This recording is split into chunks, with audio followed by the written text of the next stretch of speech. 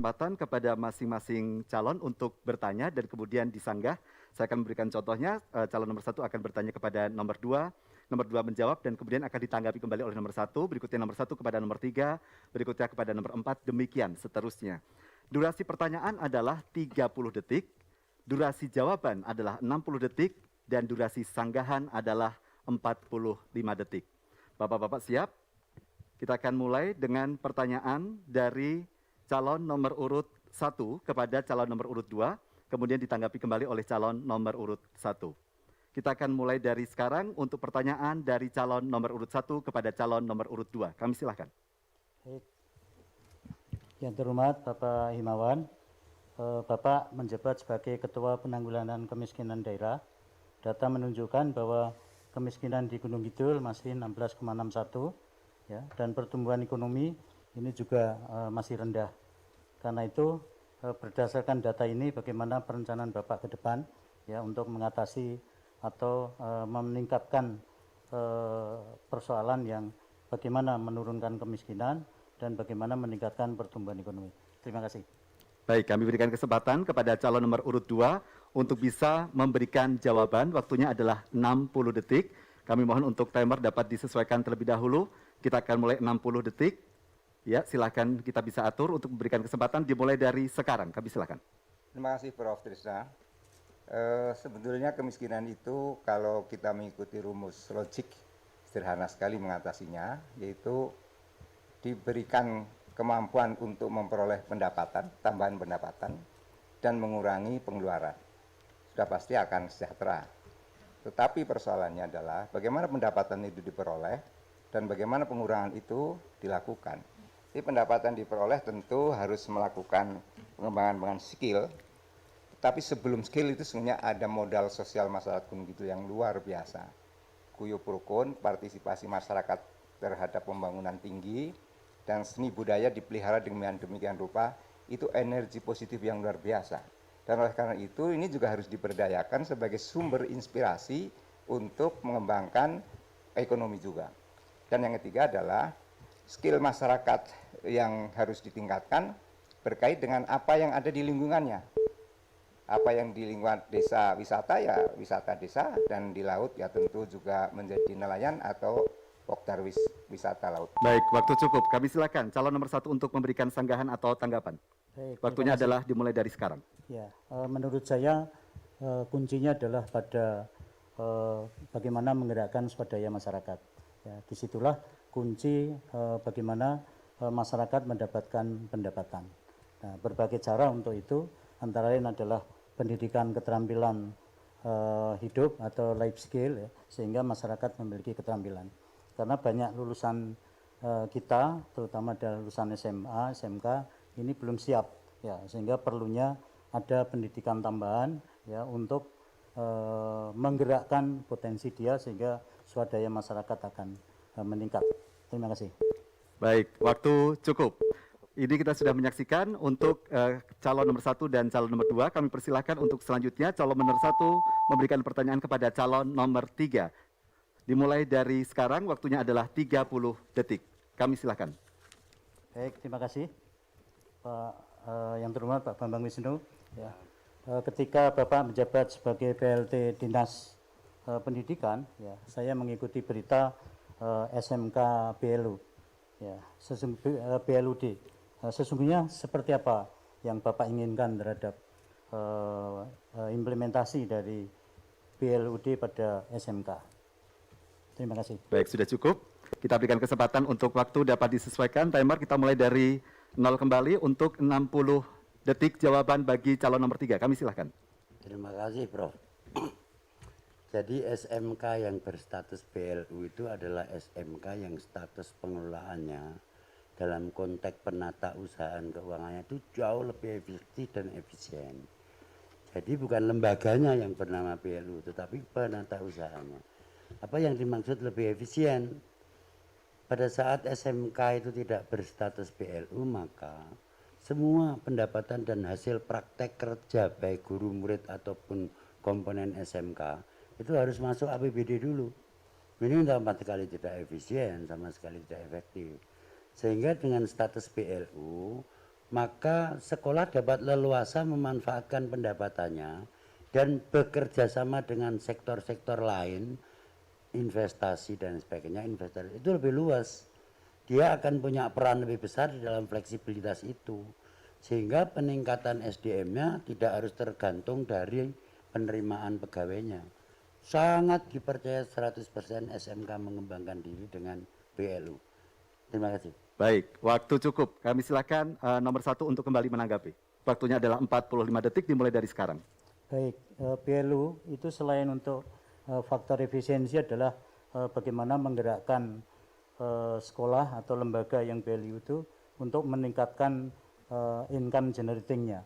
Nah, dari situ harus ada upaya-upaya karena perubahan dari Satker yang semuanya diatur oleh pemerintah, sementara ke BLU ini memiliki keleluasan untuk mengelola, ya, karena itu diperlukan bagaimana sikap-sikap kemandirian sekolah, ya, dan nanti akan lebih efisien, kemudian income generatingnya juga akan meningkat. Ya, disitulah saya kira peran BLUD yang harus dikembangkan untuk SMK. Terima kasih. Waktu Bapak cukup untuk memberikan tanggapan. Saya persilahkan untuk selanjutnya memberikan pertanyaan kepada calon nomor 4. Waktunya adalah 30 detik. Kami persilahkan untuk timer dapat dipersiapkan. Kita mulai dari sekarang. Calon nomor 1. Terima kasih.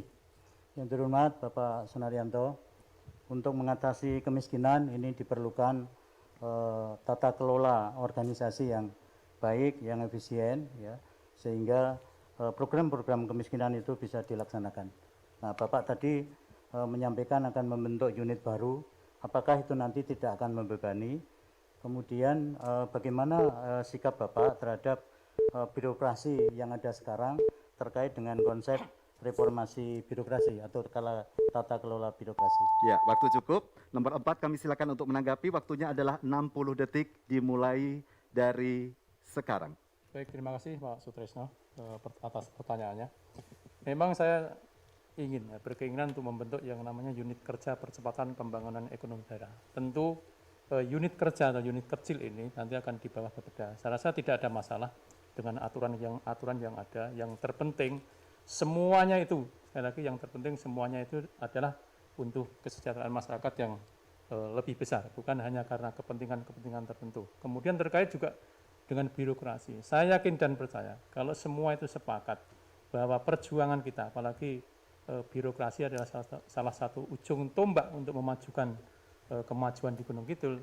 Saya yakin mereka juga akan sependapat dengan itu. Ini keyakinan saya, kenapa saya sampaikan bahwa unit kerja percepatan pembangunan ekonomi daerah nanti akan terwujud di Gunung Kidul semata-mata untuk kemaslahatan dan kesejahteraan serta kemakmuran masyarakat Gunung Kidul pada umumnya. Ini yang jawaban yang saya sampaikan. Terima kasih. Baik, kita berikan kesempatan. Ya, waktu cukup. Saya lanjutkan untuk nomor 1 dapat memberikan sanggahan atau tanggapan. Waktunya adalah 45 detik. Kita mulai dari sekarang. Terima kasih. Pak Naryanto, pembentukan organ baru ini akan membebani anggaran, ya, akan menjadi birokrasi itu gemuk. Reformasi birokrasi mengamanatkan birokrasi ini harus efisien, ramping. Ya.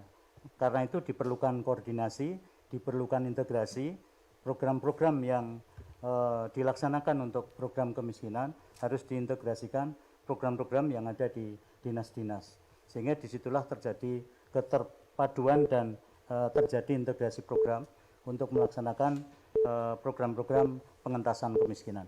Terima kasih. Baik. Waktu cukup untuk pertanyaan yang diajukan dari calon nomor 1 kepada masing-masing kandidat.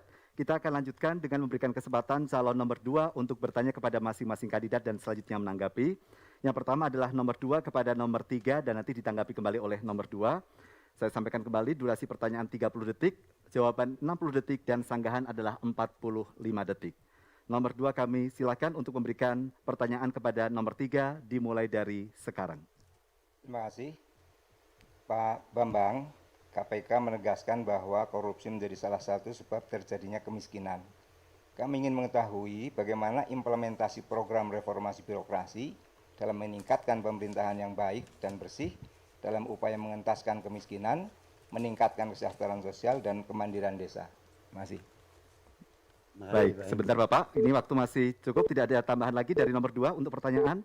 Tidak ada, kita berikan kesempatan kepada nomor 3 untuk menjawab. Timer silahkan disesuaikan, dimulai dari sekarang 60 detik. Kami silahkan. Baik, terima kasih. Kemiskinan itu anomali ya Pak Im. Artinya anomali itu adalah apa yang miskin dalam konteks hitungan BPS dalam skala 301.000 per bulan untuk konsumsi. Itu menjadi tidak relevan di Gunung Kidul. Sekarang Pak In mengkaitkan itu dengan reformasi birokrasi. Kita lakukan pendidikan korupsi Pak Im. Seperti di provinsi itu sekarang sudah kita lakukan pendidikan korupsi untuk OPD. Sehingga kita memperoleh WTP 10 tahun itu bukan main-main. 10 tahun kita WTP tanpa pengecualian itu bukan main-main. Dan di sana beberapa pola penanganan COVID kita menjadi contoh bagi KPK untuk diselenggarakan. Tapi kalau dikaitkan dengan kemiskinan, orang miskin di Gunung Kidul itu punya hutan jati sama punya sapi kok. Jadi tidak miskin dalam hitungan BPS. Anomali. Paparan gubernur kemarin di Bappenas sepakat KPK dan BPS untuk meninjau cara penghitungan kemiskinan di daerah istimewa Yogyakarta. Baik, waktu cukup. Ya, kita serahkan kepada nomor 2 untuk memberikan tanggapan. Waktunya adalah 45 detik. Maksud kami 45 detik dimulai dari sekarang. Ya, saya terima kasih sekali informasi terakhir itu, Pak. Jadi kalau Pak Gubernur tidak melakukan meminta ada affirmative policy dalam penanganan kemiskinan, itu nggak akan rampung kita. Ya, betul. Saya terima kasih. Ya. Dan saya setuju sebagian dari apa yang disampaikan oleh Pak Bambang, saya paslon 3, tapi mungkin juga penting untuk dilakukan treatment dan re-education. Ya. Yang belum dilakukan adalah orang yang tidak korup njur diapake, itu belum dia. Orang itu yang korup saja dioyak-oyak, tapi yang tidak korup orang diapa-apake. Ini agak tidak berimbang. Apa yang disebut dengan punish and reward and punishment itu tidak berjalan. Saya kira kurang alami. Ya. Saya kira gitu untuk tambahan saja. Baik, sudah cukup Bapak? Ya, waktu sudah cukup untuk nomor 2 memberikan tanggapan. Saya berikan kesempatan untuk bertanya kepada nomor 4. Waktunya adalah 30 detik. Timer silakan disesuaikan. Ya, 30 detik nomor 2 memberikan pertanyaan kepada nomor 4 dimulai dari sekarang. Pak Naryanto yang saya hormati, kami akui visi misi Bapak ini bagus, tapi kami ingin juga mengetahui kira-kira kebijakan diskresi anggaran dalam konteks penanggulangan kemiskinan, meningkatkan kesejahteraan dan kemandirian desa, apa yang akan Bapak lakukan dalam konteks diskresi ini? Terima kasih. Baik, sudah cukup nomor 2. Kita akan berikan kesempatan nomor 4 untuk menanggapi. Timer silahkan disesuaikan 60 detik mulai dari sekarang. Baik, terima kasih Pak Imawan. Terkait dengan anggaran terkait dengan COVID. Memang kita ada skala prioritas di dalam menganggarkan, apalagi saat sekarang terjadi satu pandemi COVID. Tapi kita juga melihat di masyarakat, COVID saat sekarang, sekali lagi COVID saat sekarang sudah mulai reda. Artinya anggaran-anggaran ke depan juga harus diprioritaskan, tentu dalam bidang ekonomi dalam hal ini adalah pemulihannya. Sekali lagi dalam hal ini adalah pemulihannya. Tentu pemulihan-pemulihan ini yang langsung bersentuhan terhadap masyarakat adalah tentang UMKM. Yang ini sangat-sangat terdampak. Para pelaku usaha UMKM, para pelaku usaha mikro saat sekarang sangat terdampak. Stimulan inilah yang seharusnya diberikan kepada mereka-mereka para pelaku usaha mikro maupun UMKM yang sampai hari ini ada memang sebagian yang sudah bangkit dari keterpurukan itu. Tadi sejak awal sudah saya sampaikan ada beberapa bidang yang memang saat sekarang sudah bangkit. Baik, waktu sudah cukup. Saya serahkan ke nomor 2 untuk menanggapi. Waktunya adalah 45 detik. Timer silahkan disesuaikan. Jadi ya, kita mulai dari sekarang. Diskresi itu memerlukan tindakan yang boleh dibilang otonom. Kepala daerah mengambil tindakan tertentu yang lebih genuine. Tidak hanya berbasis pada regulasi, tapi keluar dari regulasi. Dan inilah yang kadang-kadang kurang terpikirkan atau sangat ditutupi oleh regulasi, sehingga kepala daerah itu tidak bisa inovatif. Tapi pemerintah pusat selalu mengatakan inovatif, inovatif, inovatif. Jadi ini ada dua diksi yang berat. Satu sisi disuruh inovasi, sisi lain dibatasi untuk melakukan diskresi. Padahal diskresi itu diperlukan untuk menyentuh hal-hal yang real yang harus diselesaikan segera dan tidak bisa ditunda-tunda. Seperti yang Bapak sebutkan tadi. Ada kaitannya dengan pandemi COVID dan lain-lain itu perlu diskresi. Ya, cukup. Terima kasih. Waktu Bapak sudah cukup untuk menanggapi. Saya berikan kesempatan untuk bertanya kepada calon nomor 1. Calon nomor 2 untuk bertanya waktunya sama 30 detik. Kita mulai dari sekarang. Prof. Trisno yang saya hormati, saya banggakan. Saya mengakui visi misi Bapak juga bagus itu, dan kami pertanyaan sama, kebijakan diskresi apa dalam konteks anggaran, karena melihat dari program Bapak ini hebat-hebat banget gitu, tapi tentu memerlukan anggaran-anggaran yang besar. Nah, diskresi anggaran seperti apa yang bisa dilakukan, mengingat keterbatasan anggaran Gunung Kidul yang begitu rupa. Cumpen, terima kasih. Baik. Kita berikan kesempatan nomor 1 untuk menanggapi. Kita sesuaikan waktunya adalah 60 detik dari sekarang. Timer silahkan disesuaikan. Nomor urut 1, waktu dimulai dari sekarang. Terima kasih Pak Imawan. Tentu Bupati bersama DPR itu untuk membicarakan bersama kebijakan-kebijakan yang terkait dengan pengalokasi anggaran yang diprioritaskan untuk menangani COVID. Ya, saya juga mengusulkan karena APBD kita ini sangat terbatas, karena itu kita perlu yang dana-dana pembangunan itu kita geser dulu, kemudian yang dana pembangunan itu kita carikan peluang investasi dari luar sehingga posisi anggaran rutin ini bisa untuk memprioritaskan ke persoalan menangani COVID, di mana COVID ini penanganannya itu tidak hanya dari sisi kesehatan, tetapi juga dari sisi keterpurukan ekonomi. Dan disitulah peran Bupati untuk bagaimana melakukan diskresi penganggaran. Ya, waktu cukup. Nomor 2 kami silakan untuk menanggapi. Waktunya adalah 45 detik.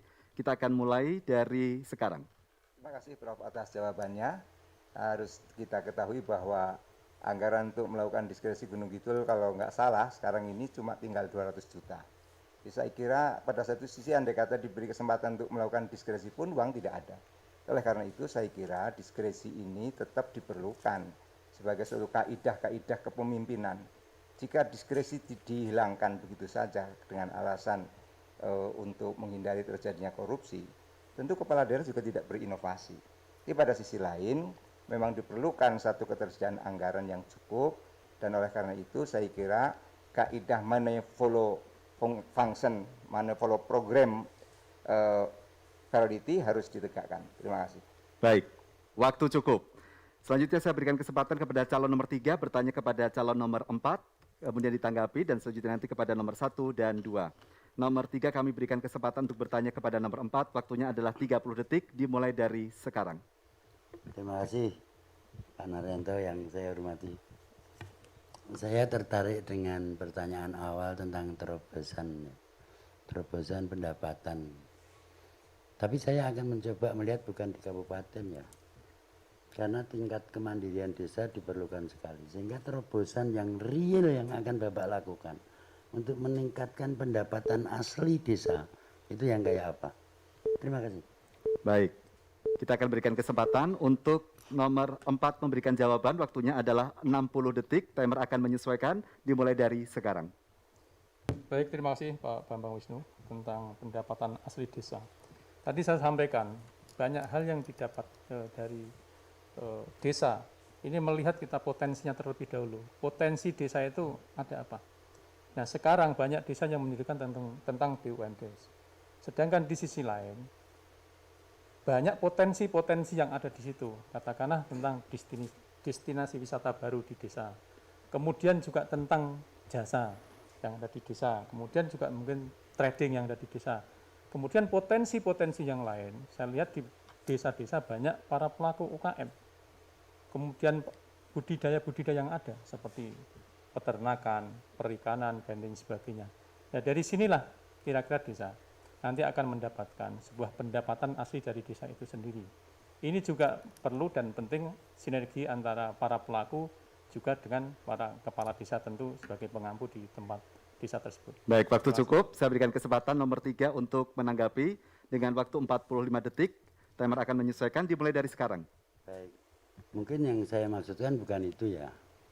Kalau bicara tentang pendapatan asli desa tentu bicara APBDes.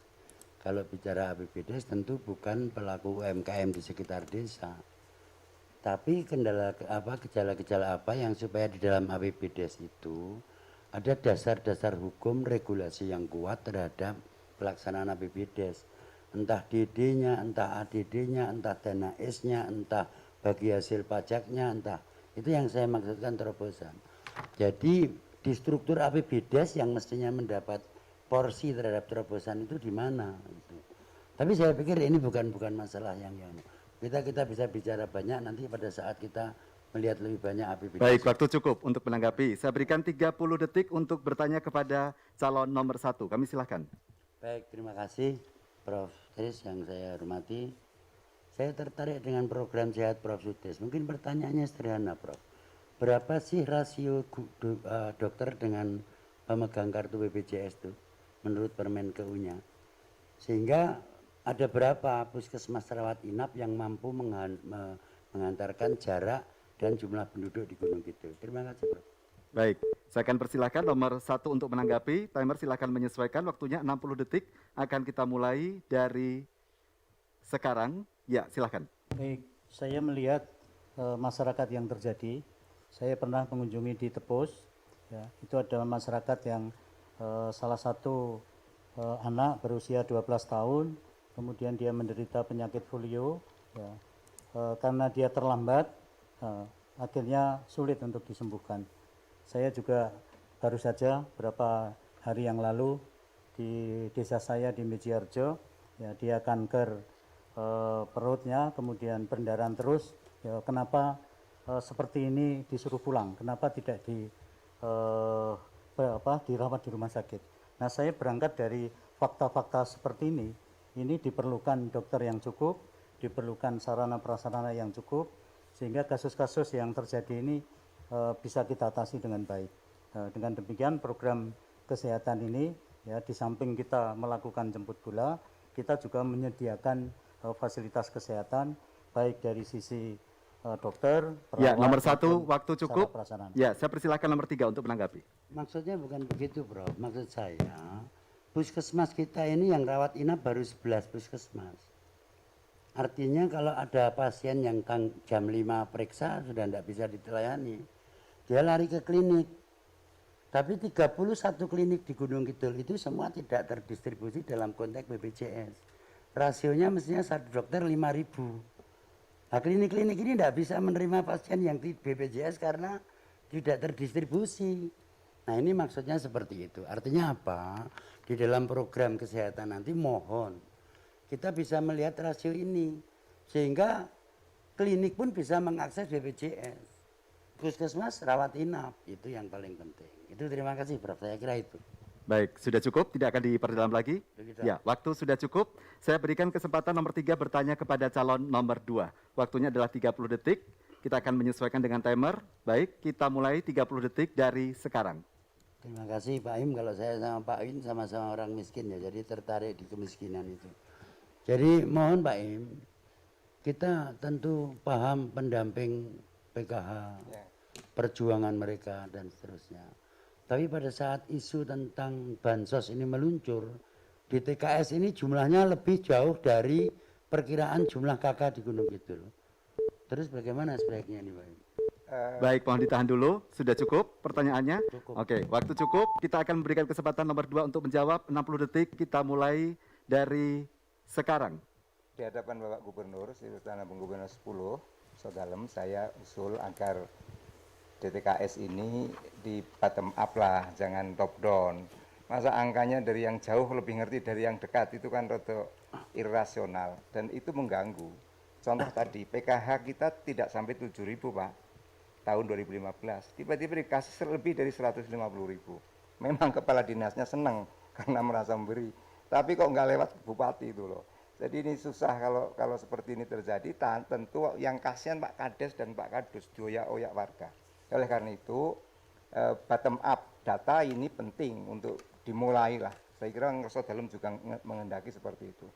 Lalu yang kedua, saya kira memang data yang sudah ada ini harus disinergikan satu dengan pihak yang lain sehingga isu kemiskinan sesungguhnya kan isu sentral pemerintahan sesuai dengan pembukaan konstitusi mewujudkan kesejahteraan umum. Jadi harusnya dia menjadi isu sentral, bukan isu parsial. Ya, Terima waktu kasih. cukup untuk nomor 2. Nomor 3 kami silakan untuk dapat menanggapi, waktunya 45 detik. Kita akan menyesuaikan timer. Kita mulai dari sekarang. Baik, terima kasih. Kayaknya saya sama Pak Im sepakat deh kalau data kemiskinan dan DTKS itu perlu mendapat pembaharuan ya. Terima kasih nanti teman-teman Peksos, pendamping PKH, dan juga TKSK. Penjaringan nanti yang akan menjadi pahlawan yang bersama-sama saya memperbaiki DTKS di Gunung Kidul itu. Sebagaimana Pak Gubernur paparan di Bappenas kemarin, bahwa anomali kemiskinan di daerah istimewa Jakarta harus diatasi dengan sumber-sumber detail yang benar terhadap persoalan-persoalan kemiskinan. Begitu ya Pak Pinda. Terima kasih. Baik, sudah cukup? Masih ada waktu? Cukup. Baik, karena sudah cukup saya akan mempersilahkan selanjutnya untuk nomor 4 dapat bertanya ke calon nomor 1 dan kemudian ditanggapi, selanjutnya nanti ke nomor 2 dan nomor 3. Waktu untuk bertanya adalah 30 detik. Nomor 4 kami silahkan, kita mulai dari sekarang. Yang terhormat Pak Sutrisno, ini terkait dengan pertanyaan saya tentang kesejahteraan sosial. Tentu kita melihat di Gunung Kidul ini banyak seni dan budaya yang hampir saat sekarang dengan pandemi seperti ini semua hampir tidak ada yang muncul gitu. Meskipun saat-saat sekarang masih ada. Tetapi terkait dengan kesejahteraan yang ada, mohon dijelaskan tentang kesenian ini sebenarnya akan dibawa kemana. Terima kasih. Baik, masih ada waktu, akan diperdalam lagi. Sudah cukup, kami persilahkan nomor 1 untuk menanggapi dengan durasi 60 detik. Waktu silakan menyesuaikan, kita mulai dari sekarang. Baik, terima kasih Bapak Sunaryanto. Kesenian harus berbasis pada daerah atau masyarakat. Nah, kita harus memberikan kesempatan seluas-luasnya para seniman untuk berkarya. Ya, kita minimalisasi seniman-seniman di luar Gunung Kidul itu untuk pentas di Gunung Kidul. Kita akan prioritaskan pada seniman-seniman di Gunung Kidul. Kecuali untuk bernilai pembelajaran dari luar untuk bisa memberi pembelajaran pada seniman-seniman kita. Ya, selanjutnya di masa pandemi ini para seniman sesungguhnya bisa berkarya secara virtual, ya, baik melalui live streaming ataupun juga melalui YouTube, atau juga melalui tulisan langsung untuk yang sifatnya karya, dan itulah akan sampai pada masyarakat. Baik, waktu cukup. Saya persilakan nomor 4 untuk menanggapi 45 detik. Timer akan menyesuaikan. Ya, dimulai dari sekarang.